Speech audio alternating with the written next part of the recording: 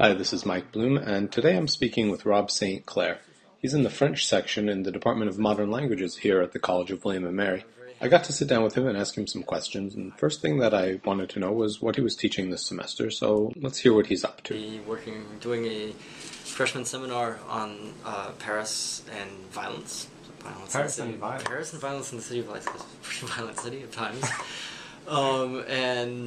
Next semester, along with the class on writing, I'll be teaching a class on poetry. So that's where my heart was somewhere. It would be in 19th century French poetry. So what's your favorite thing to teach? My favorite thing to teach? That's a good question. I don't know. My favorite thing to teach is probably, perversely enough, it's probably like versification and French poetry. And I say perversely because I know that like some students tend to find it really daunting.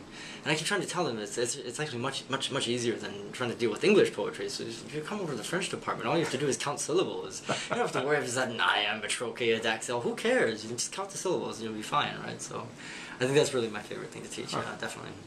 So which poets particularly are good for teaching poetry? Well, the problem is that sometimes the best poets are really they tend to be the most subversive ones. So, unfortunately, the best ones for teaching and learning how French poetry traditionally is supposed to hang together aren't always the most interesting poets, right? But the ones that I'm mostly interested in are poets like Arthur Rimbaud and Charles Baudelaire. And Paul Verlaine, yeah.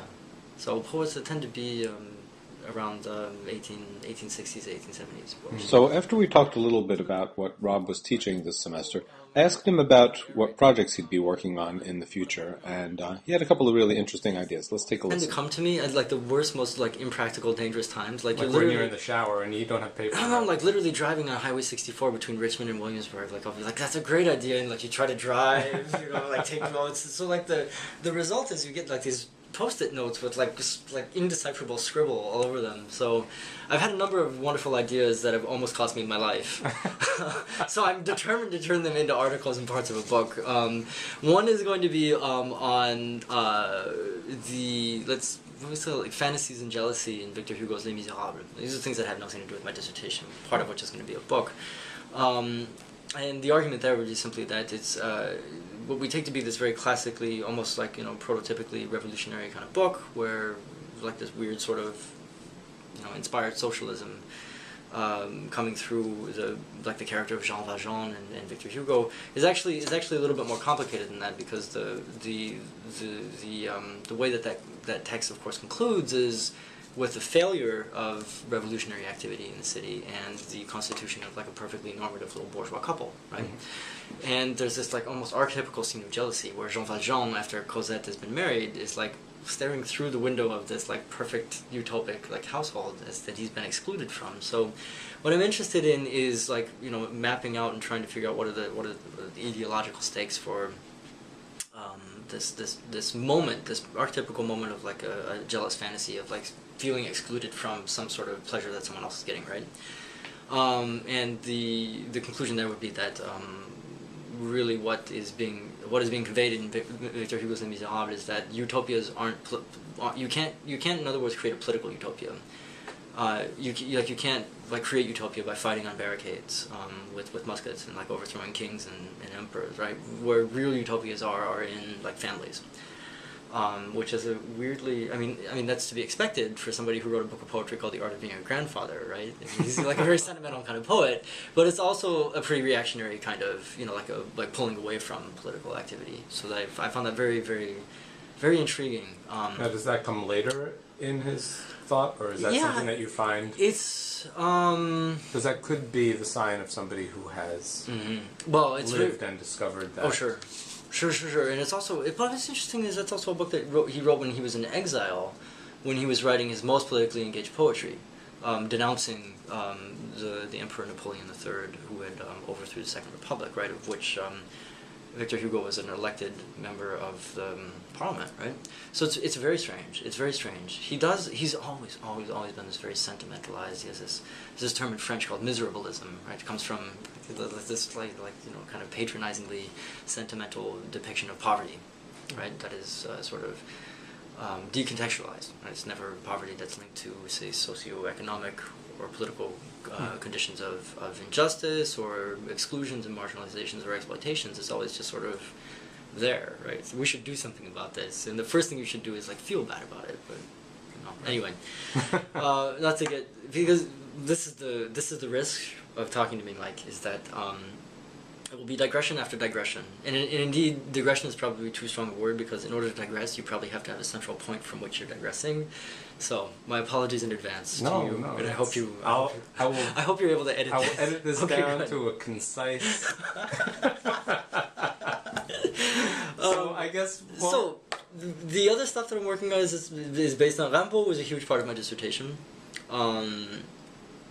And what I'm going to do is turn it into a book where I map out how the sorts of formally subversive things that Rimbaud is doing in poetry, and sometimes they appear slightly anodyne, and if you don't take into account, in some senses, what the expectations were for how one would write poetry in, like, say, 1870, you can pass right by them, right? So, indeed, either when you're doing research on this stuff, or when you're discussing it with students in a class, it takes a bit of preparation, right? It takes a bit of preparation before we can realize that, well, an enjambment, say, in a poem is already a poetic license.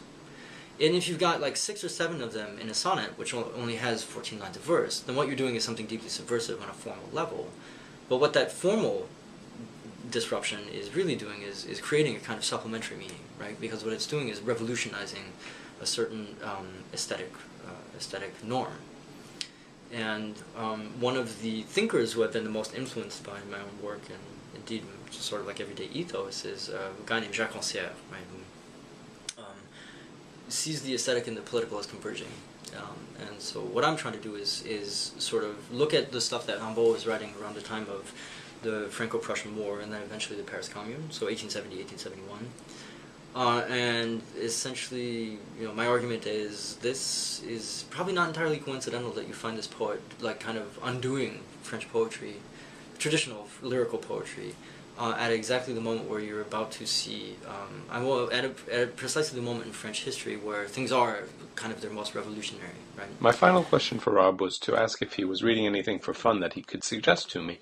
And I guess, well, you get what you ask for, so let's give a listen to see what his suggestion for fun reading to is. finish this, I am reading Terry Eagleton's collection, which I think was delivered as a series of lectures at Yale, entitled Reason, Faith, and Revolution.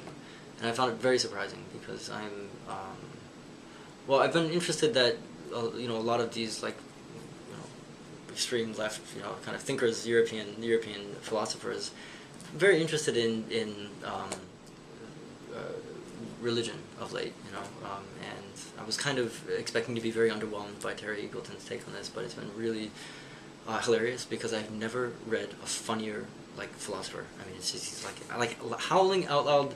Okay, Kierkegaard is sometimes sometimes pretty fun, but like laugh out loud kind of wow, that is like snarky and mean and hilarious, right? So. And unexpected, because of course he's like a raving Marxist, right? But he has his most critical moments are of I suppose you would call them atheist scientists like Richard Dawkins, for example. So I mean he's got it was a surprisingly delightful book. That's what I'm reading for fun. That's like I probably need something else to do with this.